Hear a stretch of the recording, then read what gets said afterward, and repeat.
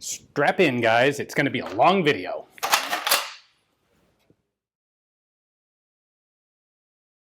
Hey guys, thanks for tuning in to another video on ForgottenWeapons.com. I'm Ian McCollum, and I am here today at Bear Arms up in Scottsdale, Arizona, taking a look at one of the bigger guns in their reference collection. This is a Browning M2HB, or Mod Deuce as it's sometimes colloquially known. The HB stands for heavy barrel, because it has a heavy barrel, but this is only one of a number of early configurations of the Browning M2 machine gun that were originally built. And first off, it's really significant to point out that this has been in ongoing standard US military service longer than perhaps any other firearm still in service, longer than any one that comes to mind. These were originally developed in 1918. Now they were technically first adopted by the US military in 1922. We'll get to that in a moment. But these guns are still in ubiquitous, widespread service today. There is a move today to upgrade them to the M2A1 configuration, which we'll talk about at the end of this video. But just the fact that a gun developed literally over 100 years ago, first adopted as of this filming 98 years ago, is still good enough to be in wide-scale service. That is amazing, and it really is testament to John Browning's genius in firearms design. The story of this gun goes back to 1918. And in the spring, in April of 1918, the American Expeditionary Force under General John Pershing formally requested a heavy caliber machine gun from the U.S. Ordnance Department. They wanted something to be both an anti-aircraft gun, because aircraft, bombers in particular, were getting pretty big, bigger than you might think of for a World War I aircraft, which we kind of think of as being made out of twigs and cloth. The Germans were developing some pretty darn impressive heavy bomber aircraft. And the US military, looking at the effectiveness of the 11mm Vickers guns for balloon busting, among other things, looked at that and thought, well, we like the 11mm caliber, which is close to half-inch, but what if we had a high-velocity cartridge that was that big? Now, the Germans were developing exactly this sort of thing in their 13.2mm TUF, Tank und Flieger, machine gun. The Germans would never quite get the machine gun ready before the end of the war, but they did issue the ammunition with the single-shot Mauser Tankgewehr rifles to be used as anti-tank weapons. And they were reasonably effective in that role. Not perfect, but during World War I, tank technology, tank armor was such that a gun like this would have been absolutely deadly against enemy tank attacks. It would have been a fantastic defensive weapon against tanks. Of course, Germany also never did get tanks into World War I in any substantive numbers. The French and the British, and by extension the Americans, did. And so really Pershing was looking for an aircraft gun, and he was also being a bit proactive, figuring, well, if the Germans copy us on these tanks, we're going to want a gun like this to defend against them. Anyway, John Browning gets the message. He is America's premier machine gun designer, small arms designer in general, really. And what he does is he takes his model of 1917 30 caliber machine gun and scales it up to 50 caliber. And internally, and we'll take this apart in a minute, internally this is almost a copy of the Browning 30 caliber. Now, the original guns that Browning built as 50 caliber guns were water cooled, just like the original 30 caliber guns were water cooled. That was especially for an anti-aircraft gun. That was a de rigueur. Of course, you're going to make it water cooled. Basically all the machine guns in World War I are water cooled. That will go away over time and leave us with the heavy barrel configuration that we have here. Anyway, the request is first made in April of 1918. The first real test firing is done in November of 1918, so barely a one-year development time to get what would become the M2 from concept to actual firing prototype. And that, again, is a sign really of the genius of John Browning, as well as the work of both the Colt and the Winchester companies, who were instrumental in doing the cartridge development and also the gun prototyping to get this thing off the ground in a hurry. In fact, at one point, a newspaper reporter asked John Browning about what went into the design of this gun, and he credited it to 1 drop of genius in a gallon of sweat, which I think makes a lot of sense.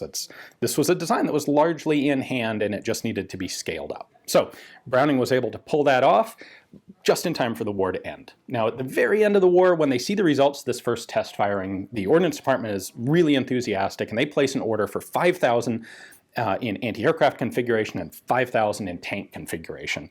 However, those orders would never end up being fulfilled. They would be canceled because the war ended and the urgency of needing a whole pile of heavy machine guns disappeared. Moving forward into the interwar years, we will see only one element of the US military adopt this. Now, it was the water-cooled version of this at the time, and it was designated the M1921 50 caliber machine gun. And that one agency, or service branch, was the US Coastal Artillery, which we don't really think of anymore because we don't really expect anyone's going to be coming trying to shell the US from off our coastline or invade us. But at the time, hey, that's a major part of military planning. And the Coastal Artillery wanted a good, emplaced, heavy machine gun for anti-aircraft use. And the M1921 Browning fit all of those characteristics. The water-cooled nature made it capable of sustained fire. The 50 caliber cartridge was one heck of a powerful cartridge that was very well suited to taking down aircraft. The rate of fire was high enough to work in this regard.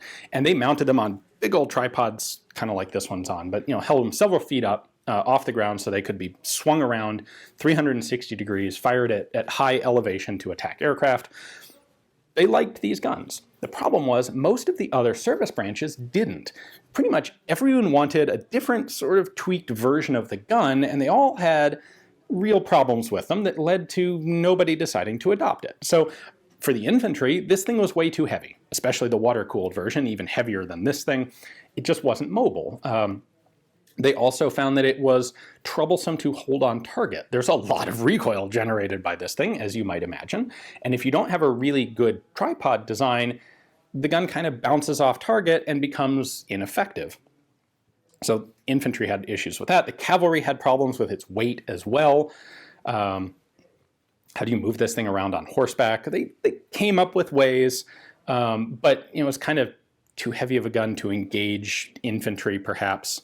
The U.S. Air Service initially was interested in this for mounting on aircraft, but early aircraft were frankly a bit too fragile to deal with the recoil and the muzzle blast from this thing, so that was a problem.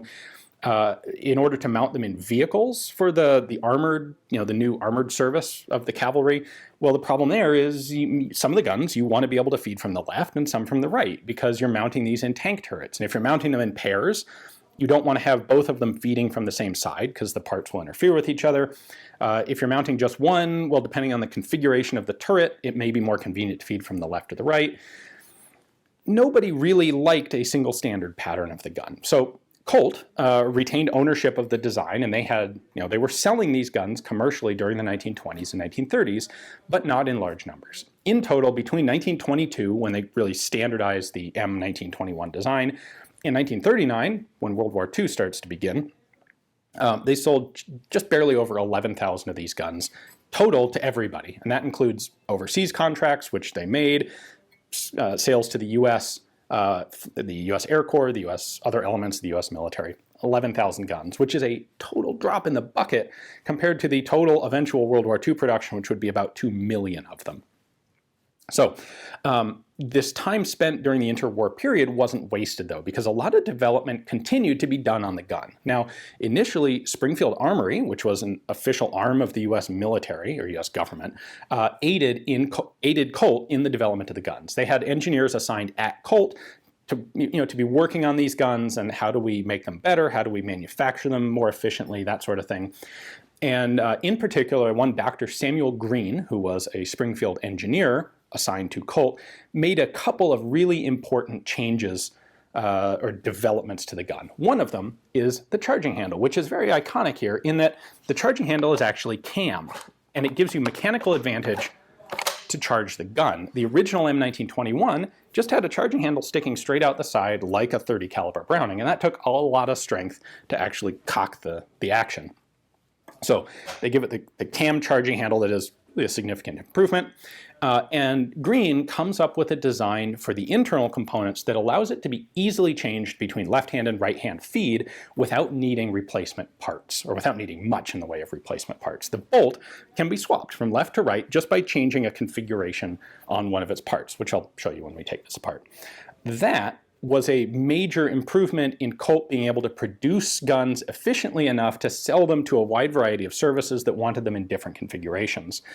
Not directly Green's responsibility, but the other huge improvement, fundamental improvement to the gun that took place during this time period was the development of a universal receiver. So if you think about a Browning 1917 water-cooled gun or a Vickers or a Maxim, the front trunnion has the base for the water jacket, and it is riveted into the two side plates. So the receiver of this gun is not a single unit. It is two steel plates, and then a top plate and a bottom plate, and they're all riveted together into a box that hold all the internal parts. Well, in all of the earlier guns, you would need a different front trunnion for an air-cooled gun like this as compared to a water-cooled gun, which meant that the receivers had to be designed, once they put the receiver together at the factory, that gun's configuration was fixed. The improvement that they made to this, and it was the first Browning to be done this way, was to make a universal receiver and front trunnion that could be changed between air-cooled and water-cooled configurations. When you combine that with the interchangeable feed, it meant all of a sudden Colt could basically make most of the parts could be interchanged between any of the different configurations of gun. By 1933, and by the way, that is when the designation was formally changed to M2, combining a couple of early M1921 variations. They redesignated the whole thing the Browning M2, and you had three major variations, and then each one of them could be had either as a fixed mount gun or a flexible mount gun. So, for example, the aircraft version, which was a light barrel, air-cooled, because of course it's flying around on an aircraft, and the slipstream will give it all the cooling that it needs. You could have a fixed barrel, fixed mount aircraft gun mounted, say, in the cowl of an aircraft, or you could have a flexible mount one mounted in a turret. Similarly, you had water-cooled guns that could be either fixed or flexible mount, and you also had this version, which would ultimately become the most popular, which is the heavy barrel version. This was intended to allow basically the air-cooled ground utilized version of the gun, because you don't have a slipstream like an aircraft to cool the gun, so you need a heavier barrel so that the barrel can absorb more heat and have more sustained fire before it gets so hot that you have to change the barrel. So we have all these different versions being manufactured. Everyone kind of wants a different type. You want heavy barreled for the cavalry, for a tank gun. You want the light barrel, lightweight air-cooled version for the aircraft guns. Ultimately, it was really the Navy that kept the M2 alive. The other service branches were not hugely interested in it. They were willing to keep testing it, but they never did adopt it. The Navy saw the possibilities, and ultimately, by the time World War II started, you might think of this as the .50 caliber as being kind of obsolete, especially as an anti-tank weapon.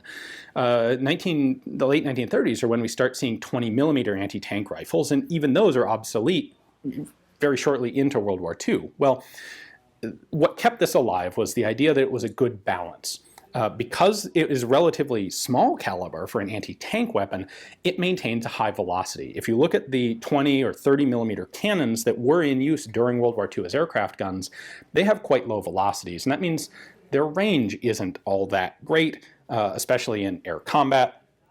The .50 offered a good compromise of muzzle velocity, weight of the gun, recoil energy of the gun. Aircraft are now able to stand much more recoil than their World War I counterparts, but still you get a high velocity 30mm cannon mounted in the wing of an aircraft, and you have real structural issues that you have to address in order to handle the recoil. And the .50 was much more forgiving that way. It also had smaller, lighter ammunition. You were able to carry a lot more ammunition for a .50 than you could for something like a 20mm or a 30mm cannon. So all these things put together mean that the Navy and the Naval Air Service were still interested in these things, and that's what allowed it to be there and be available when World War II began. Now, the reason that the M2 is such a long-lived gun is that it's actually gone through a couple of basically mission changes. So when this was first developed for World War I, it was intended to be an anti-tank gun and also an anti-aircraft gun.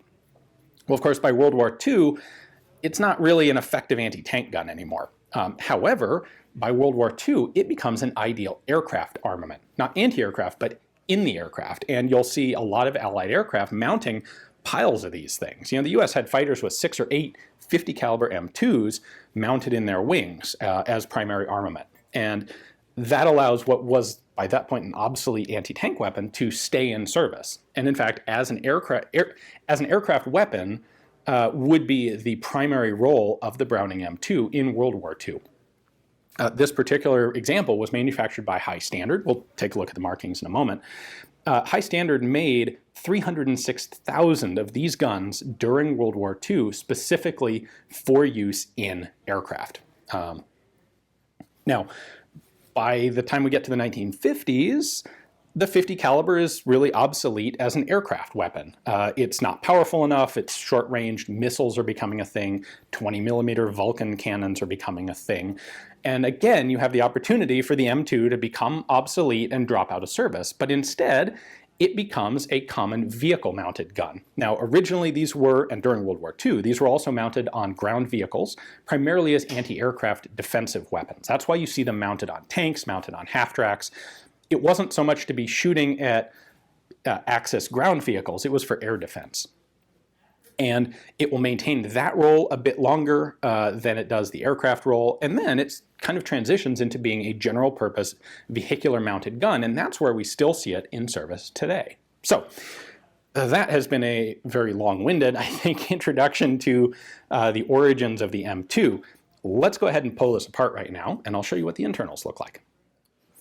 All right, the first step in disassembly is taking off the barrel. And the first step in taking off the barrel is to pull the charging handle back just a little bit. So what I want to do is see that little square feature through that witness hole in the receiver. So I pull the charging handle back until that's there, and then I can unscrew the barrel. Now, if the barrel's really hot, because I've been shooting it a bunch, this handle acts as a crank that I can use to unscrew it. If the barrel's cool, however, I can just crank it by hand. There we go. And then the barrel comes out. Next up, I need to take the spade grip assembly off the back. There's one extra thing I want to show you here. Normally, this, on a World War II gun, this is the trigger, and you just hold it down to fire. This gun has had one of the few service life upgrades to the M2. This is actually a semi-auto hold open. So what we do is if we release this, there's a little collar right there that will hold this down like so.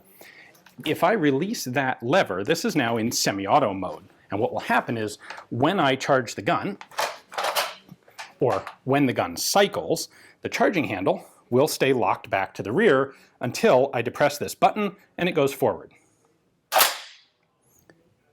Then I can fire a single round, click, which will cause the gun to cycle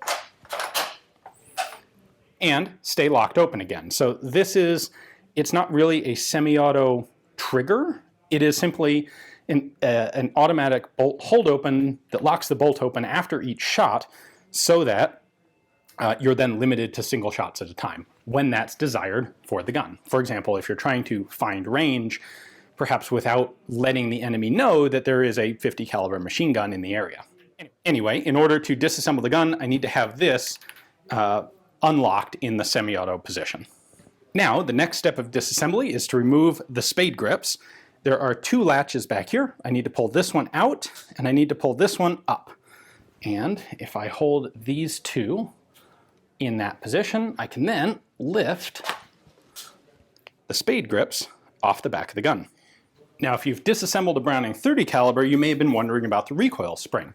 On the .30 caliber guns, you have to basically lock the recoil spring in place before you can take the backplate off. On the .50, the recoil spring is already self-contained. So I'm going to push it in, push it slightly in that way, and then pull it out. And that is our full recoil spring. There's a lot less to it than you might expect. We're getting close here. The next bit is I need to take this little pin out. That is what connects the charging handle assembly here to the actual bolt, the internal components. So there's a little cutout that you can see right there, and I want to bring the bolt and that pin back to that position. Then I can take this locking pin out, and then pretty much all the internals, the rest of the internals, can come out. Now there's a little detent that we have to bypass in here. Right inside that hole is a little detent that locks this in place, and we can actually use our recoil spring as a tool to take that out. So this pin right there, I can push in here. There we go. It's going to allow me to get this started out the back. And then I can pull out all of these bits. Well, all right, we'll pull them out as two pieces. If you're a totally slick pro, these all come out as one assembly. So as they're laid out inside the gun, here are the three main components. We have the buffer body, the barrel extension, and the bolt. And like I said, this is basically exactly the same as the 1919 or 1917 guns, just scaled up a lot. So I'm going to pull our bolt off there. One of the distinctive features of the M2 is that it has two of these crossing tracks. These are the tracks that the top cover has a feed pawl that runs in, and this converts forward and backward motion of the bolt into side-to-side motion for the feed mechanism. Now I can push this in and rotate this internal plate to change from one of these to the other, which is one of the key elements in switching the gun from left-hand to right-hand feed. One of the very distinctive features of the Browning machine guns is the accelerator lever here. And what this does is it slows down the opening of the gun. So when the gun is fully in battery, like this, I've got the extractor here just out of the way, you can see this accelerator lever is vertical like that. Well, when you fire, the bolt is going to try to move backward. And as it does, you can see that it's going to pull the accelerator lever with it, which is going to pull the barrel extension, and the barrel is threaded into the front here. So the barrel and barrel extension are a significant added mass that are going to have to move rearward before the cartridge case can be pulled out of the chamber. That's going to delay the gun's opening and reduce chamber pressure when it does open. This is fundamentally a short recoil operated gun, and this accelerator lever gives it a little more delay on top of that. So once the whole thing has retracted about that far, then these two components are going to stop, and that is largely done through this buffer spring. Pull these two apart. This is a very clever design here. And we have our buffer spring in the back of the buffer body there. So that obviously is a big assist to the relatively small mainspring in there. With all of those elements removed, we are left with the receiver and body of the gun, which is a much more manageable weight and size by itself. So there are a couple other elements to look at in here. We have a top cover operated by this butterfly latch. So rotate that up and the top cover opens. If you want to change this from left to right hand feed, of course you have to rotate this plate. You actually have to replace the top cover with a left hand top cover or right hand top cover, whichever you're looking to use. And then the mounting brackets for these feed pawls are identical on both sides of the gun. So you do need to reverse these. And some of these parts are interchangeable. Some of them, like the cartridge stops, are not. So changing sides, you need the appropriate new cartridge stops. But that's pretty much it. A new top cover, new cartridge stops, reverse the bolt, and you're good to feed from the opposite side. This, of course, isn't done anymore today because we don't use water-cooled 50s anymore, but this front barrel support can be removed and replaced with with a complete water jacket if you wanted the water-cooled iteration of the gun. Our receiver markings are here on the right side under the feedway on the receiver. This is still marked Browning machine gun because that was required with Colt's original contract with John Browning, his original agreement with Browning. But what we have here, you'll see this is manufactured by the High Standard Manufacturing Company of New Haven. During World War II, there would be 8 different companies manufacturing Browning M2 machine guns for the US military. Those would be Colt, who was the original, High Standard, Savage, the Kelsey Hayes Wheel Company, Buffalo Arms Company, a company called Brown Lip Chapin, which is a division of GM, the Frigidaire division of GM, and the AC Sparkplug division of GM. And they would make between them Aircraft versions, water-cooled fixed versions, water-cooled flexible versions, heavy-barreled fixed versions, heavy-barreled flexible versions, and heavy-barreled turret versions for aircraft.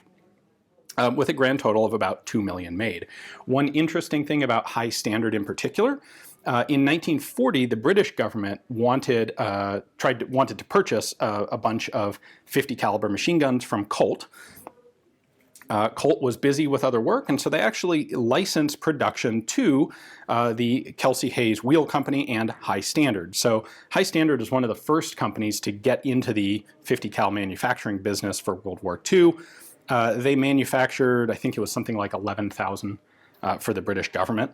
And ultimately, High Standard would end up being the most efficient manufacturer of these guns in the United States. By 1944, their total price for the gun they'd been able to drop it to $245 per gun, which still included something like $39 of profit margin. So they were both the lowest overall cost for Browning M2s and also the highest profit margin per gun of all the US manufacturers.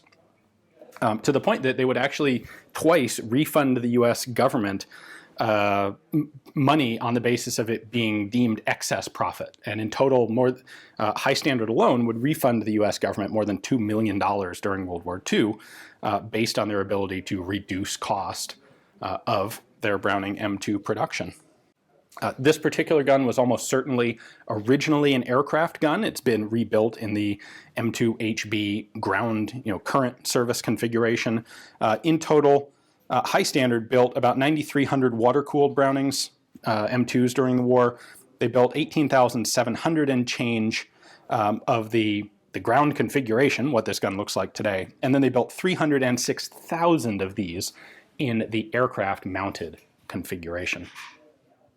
Well, there you have the whole thing disassembled. There's your Browning M2HB. Really, actually a very simple gun to take apart, which is both surprising given that it is nearly a century old, and also perhaps not surprising in that if it were a lot more complicated, it probably wouldn't have survived in service to this day. The Browning M2, of course, remains in service today. From its early origins as a water-cooled gun to its mid-life use as a fixed-mount aircraft gun to its current use in the M2HB, or heavy barrel configuration like this, it is a tremendously long-serving, venerable, and incredibly effective firearm. Now, there are improvements that can be made to it. In fact, even as we speak today, a lot of the US military inventories are being upgraded to the M2A1, which is basically just gives it a fixed headspace. So it gives it a quick change barrel that doesn't require the adjustments to headspace and timing that the original gun does. Frankly, when these were first being designed, when the design was being perfected, factory tolerancing, getting interchangeable parts that were tight enough in tolerance to have interchangeable head spacing, without any modification, being able to do that across 8 different manufacturers, for 2 million guns during the war, that was a little more of a challenge than the factories were able to meet. And that's why the Browning guns maintain their adjustable headspaces. It's not because the adjustable headspace was really a good thing, although there are benefits to it. It was because that was kind of necessary to meet the production requirements. Today, it's a different matter. Today, we can manufacture barrels that have the tolerance to be quick change and totally interchangeable. So that's being done today. In theory, this isn't the most efficient way to design a 50 caliber machine gun, but this is good enough that it just doesn't make economic sense to throw these away, the ones that are already in service, because they don't really tend to wear out to the point that they can't be just a few parts repaired and put back in service. Because of that, it's not cost effective to replace them with anything brand new. Kind of the same sort of thing we see with the M16 family. Until there's a fundamental improvement in the gun, these will stay in service, I have no doubt. So there have been some experiments with other 50 calibers, most notably the M85, actually like 50 years ago now. The M85 existed because they wanted a more compact gun to fit in US armored vehicles. And the M85 was an attempt at a 50 caliber machine gun that used a receiver that was about 2/3 as long. So it saved a non-insignificant amount of space inside a tank turret. The problem was it was not an effective design. It had a lot of reliability problems. It was susceptible to dirt and malfunctioning, and it was pretty quickly scrapped. And the M2 came back and took its place happily, as always. So hopefully you guys have enjoyed this look at the ubiquitous Mod Deuce. We are going to take this gun out to the range tomorrow. We will go ahead and do a headspace and timing check, and I'll walk you through how to do that. And then we're going to do some shooting, which should be a tremendous amount of fun. So once again, a big thanks to Bear Arms for giving me access to some of the guns in their reference collection, like this one to take a look at. They're a fantastic group of folks. Definitely check them out if you're ever in their area up in Scottsdale. And stick around tomorrow for the video out at the range. Thanks for watching.